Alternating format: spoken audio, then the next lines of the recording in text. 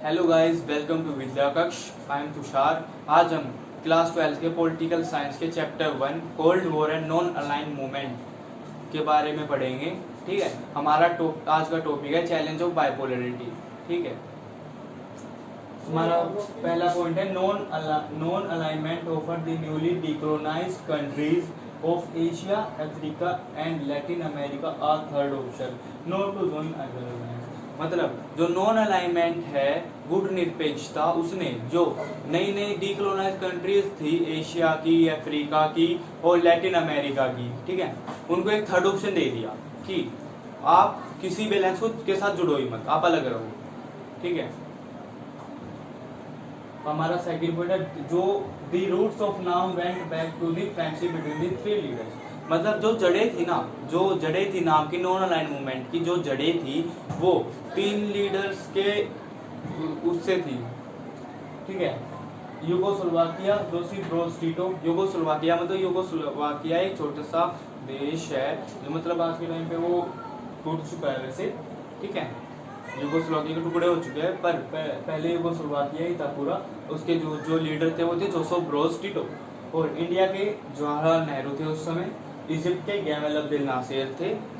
ठीक है, और इंडोनेशिया के थे सुकर्नो।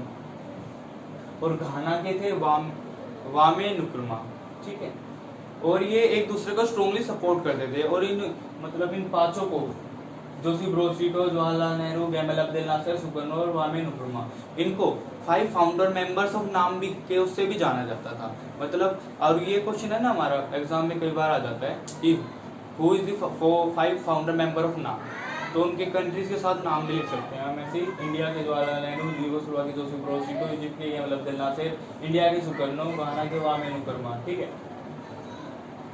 जो फर्स्ट नॉन अलाइंड समिट है वो बेलग्रेड में हुई थी 1961 में। मतलब जो नाम की नॉन अलाइंड मूवमेंट की जो पहली समिट थी, मतलब जो पहली मीटिंग थी, वो बेलग्रेड में 1961 में हुई थी। ठीक है, और इस मीटिंग का जो मोटिव था ना, मतलब कोऑपरेशन, मतलब एक एकता बनाए रखनी थी देशों के बीच में, पांचों देशों के बीच में। ठीक है, 5 कंट्रीज के बीच में।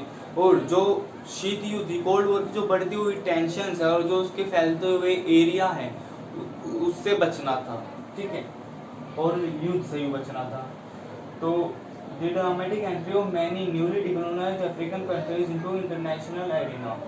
ठीक है, और एक अचानक से जो नई नई डिकोलोनाइज्ड कंट्रीज थी ना, अफ्रीकन कंट्री, उनकी एक ड्रामेटिक एंट्री इंटरनेशनल एरिना में एकदम एंट्री हो गई थी, अंतरराष्ट्रीय एरिना पर। ठीक है, स्तर पर एंट्री हो गई थी। By 1960s there were 16 new African member in the UN।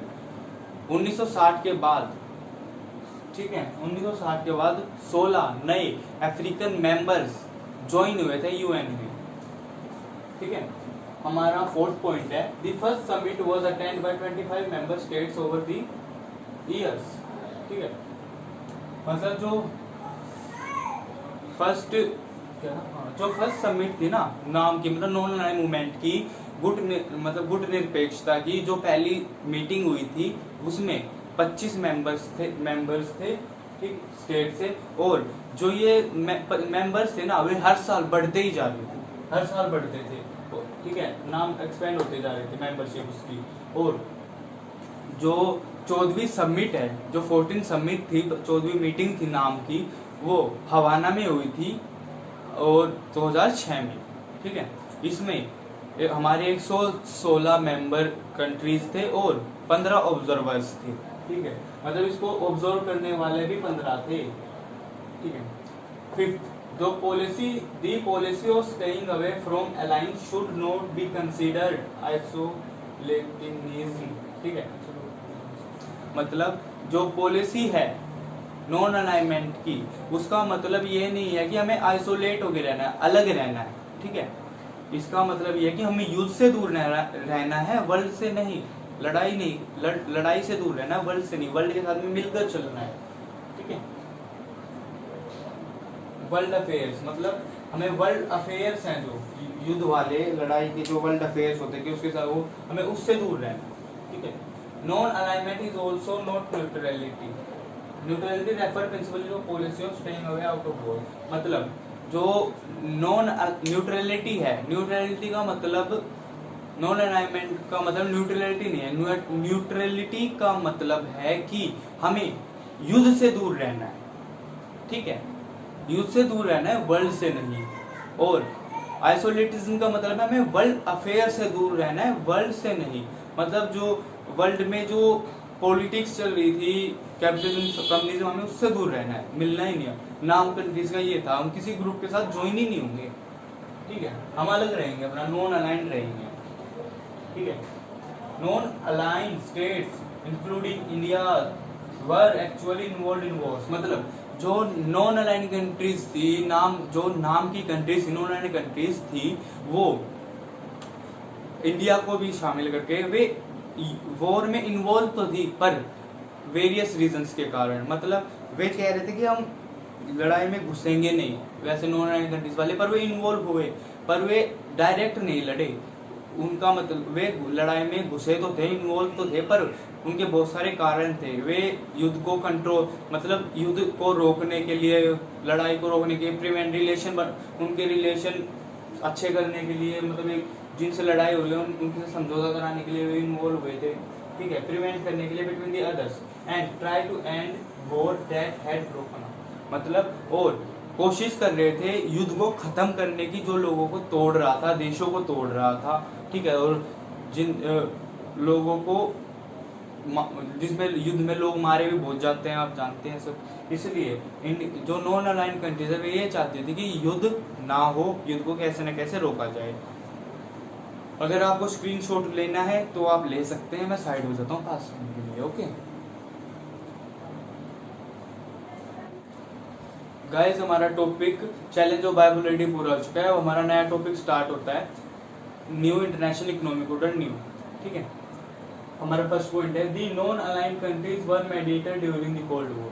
जो नॉन अलाइंड कंट्रीज थी ना, वो एक मेडिएटर की तरह काम कर रही थी कोल्ड वॉर के समय में। मतलब जो नाम के जो देश थे वो युद्ध नहीं कर रहे थे, वो युद्ध कंट्रोल कर रहे थे, मेडिएट कर रहे थे दोनों के बीच में। दो कैंप थे ना, ईस्टर्न और वेस्टर्न, एक दूसरे के दुश्मन थे, तो वे उनके बीच में समझौता कराने की कोशिश कर रहे थे, मेडिएट करने की, पर हो नहीं रहा था, ठीक है।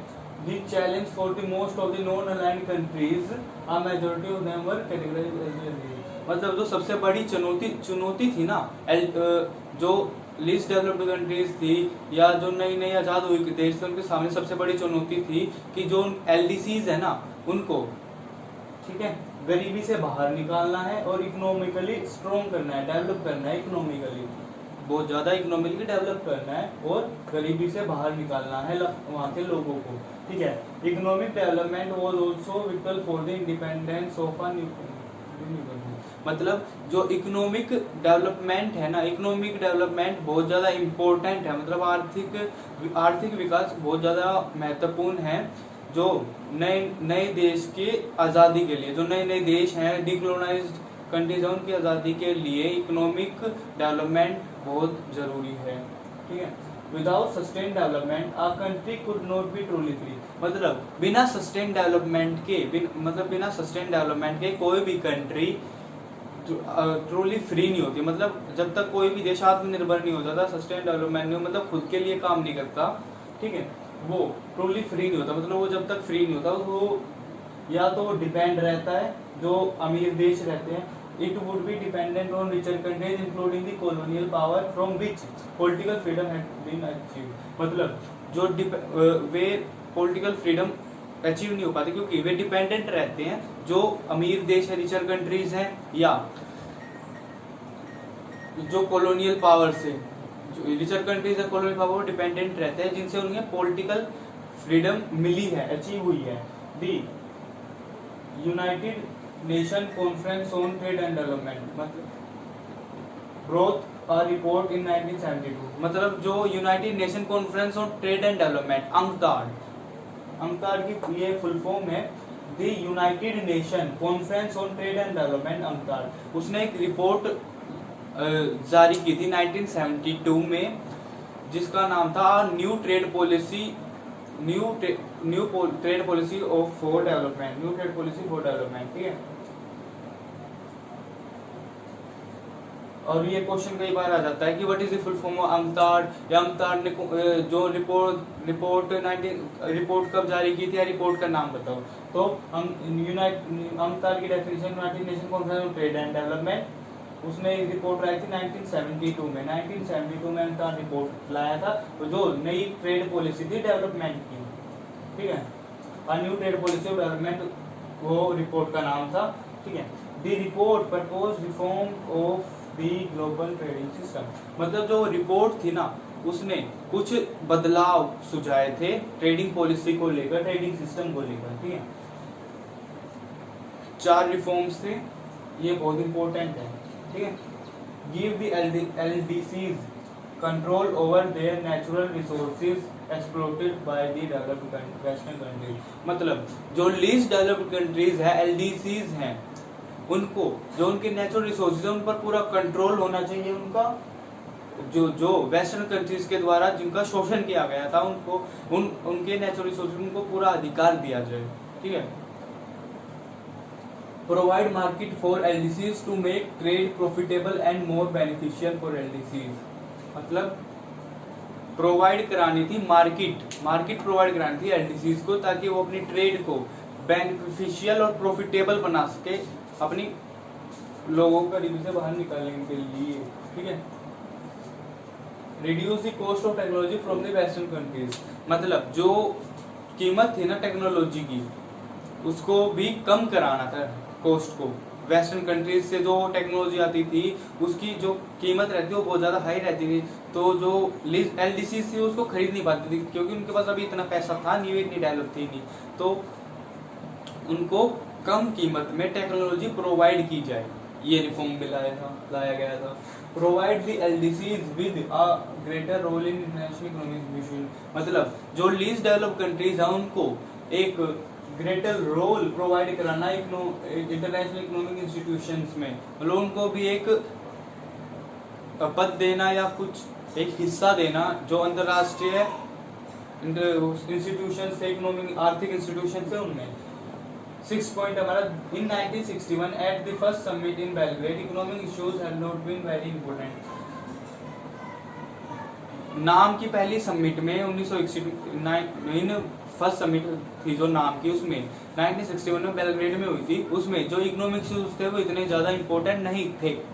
अब हमारा अगला टॉपिक है India and the cold war.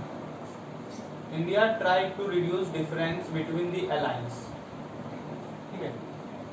जो अब India and the cold war के ऊपर आता है, जो इंडिया है ना वो कोशिश कर रहा था डिफरेंस को कम करने का बिटवीन द अलायंस के बीच में जो भेदभाव थे, मतभेद थे, उनको कम करने की कोशिश कर रहा था India. Indian diplomats and leader were used to communicate and mediate between Cold War rivals such as in the Korea War in the early 1950s। जो इंडियन डिप्लोमेट्स थे और जो इंडियन लीडर्स थे, इंडियन डिप्लोमेट्स और Indian leaders थे ना, वो कोशिश कर रहे थे कि कैसे न कैसे मेडिएट किया जाए युद्धों को, जैसे उन्होंने 1950s में कोरिया वॉर को किया था, ठीक है। नॉन अलाइंड ऑल्सो सर्व, मतलब नॉन अलाइनमेंट ने इंडिया के इंटरेस्ट को कैसे सर्व किया, ठीक है। इंडिया का इंटरेस्ट कैसे था नॉन अलाइनमेंट में, क्योंकि non alignment allowed India to take international decisions, मतलब नॉन अलाइनमेंट ने, मतलब नाम ने इंडिया को एक ऐसा हक दिया कि वो इंटरनेशनल डिसीजन ले सकता है, ठीक है। अलाउ था नॉन अलाइनमेंट की वजह से इंडिया को, ठीक है। हमारा सेकंड पॉइंट है India was often able to balance super power against others, ठीक है। इंडिया है ना काबिल था सुपर पावर की पावर को बैलेंस करने के लिए एक दूसरे के, ठीक है, अगेंस्ट अदर, दूसरों के खिलाफ। इफ इंडिया फील इग्नोर्ड, मतलब अगर इंडिया को फील होता ना कि उसको इग्नोर किया जा रहा है, या unduly pressured by one super power, या उसको प्रेशर किया जा रहा है एक सुपर पावर के द्वारा, ठीक है, तो नाइदर अलायंस सिस्टम, ठीक है। तो इंडिया चुप तो बैठता नहीं, क्योंकि वो बहुत ऊंचे स्तर पर आ चुका था नाम के उससे, तो कोई भी जो सुपर पावर है ना इंडिया को हल्के में नहीं लेता था, ठीक है। इंडिया ग्रांटेड मतलब इंडिया को हल्के में लेने की सोच भी नहीं सकता था कोई, क्योंकि इंडिया नाम के उससे इस लेवल पर आ चुका था उस समय, ठीक है। इंडिया पॉलिसी क्रिटिसाइज्ड, मतलब अब इंडिया ने नॉन अलाइन्ड मूवमेंट तो चलाई थी, पर उसको कई लोगों ने क्रिटिसाइज भी किया, कई देशों ने उसको क्रिटिसाइज भी किया था, ठीक है, मतलब उसमें तर्क भी दिए थे, ठीक है। क्योंकि India non alignment was said to be unprincipled, मतलब इंडिया का जो नॉन अलाइनमेंट है ना, नाम इंडिया की नॉन अलाइनमेंट को अनप्रिंसिपल कहा गया था, बिना सिद्धांतों का कहा गया था। It was said often refuse to take a firm stand on critical international issues. ये इसलिए कहा गया था क्योंकि इंडिया है जो, वो लोगों का, वो दूसरे देशों का कहना था कि जो इंडिया है वो जो इंटरनेशनल क्रिटिकल इश्यूज है, इंटरनेशनल इश्यूज है, उस पर एक फर्म स्टैंड नहीं लेता है, वो अपना कभी इस तरफ हो जाता है, कभी उस तरफ हो जाता है, वो एक जगह स्थिर नहीं रहता है, ठीक है। लोगों का, उनका ये कहना था देशों का। India signed a treaty of friendship in August 1971 with the USSR for 20 years by, ठीक है। और जो बाहर की ऑब्जर्वेशन थी दूसरे देशों की, उन्होंने ये भी कहा था कि जो इंडिया ने है ना एक ट्रीटी साइन की है फ्रेंडशिप की 20 साल की रशिया के साथ, यूएसएसआर के साथ, ठीक है। तो इसको भी क्रिटिसाइज किया गया कि इंडिया तो नॉन अलाइनमेंट में था कि ना ही हम इसमें उसके साथ मिले, ईस्टर्न के साथ मिलेंगे, ना ही हम वेस्टर्न के साथ, पर इंडिया ने ट्रीटी साइन कर ली, लोगों ने ये भी कहा, कई देशों ने भी, ठीक है। इंडियन गवर्नमेंट व्यूज, मतलब इस ट्रीटी को लेकर भारत सरकार के कई विचार भी थे, व्यूज भी थे। India need diplomatic and possibly military support, India को जरूरत थी, मतलब इंडिया को जरूरत थी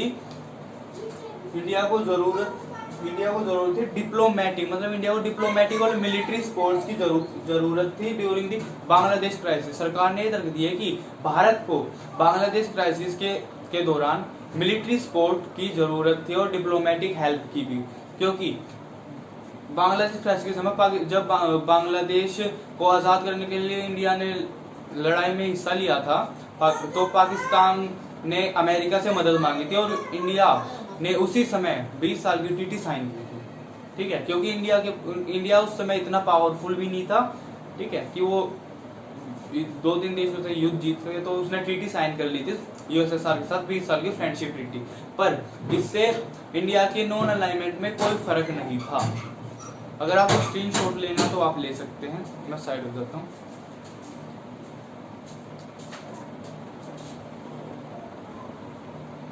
अगर आपको वीडियो अच्छी लगी हो तो लाइक कर देना और चैनल को सब्सक्राइब कर देना, और अगर आपको कोई डाउट हो तो कमेंट सेक्शन में डाल देना, ठीक है।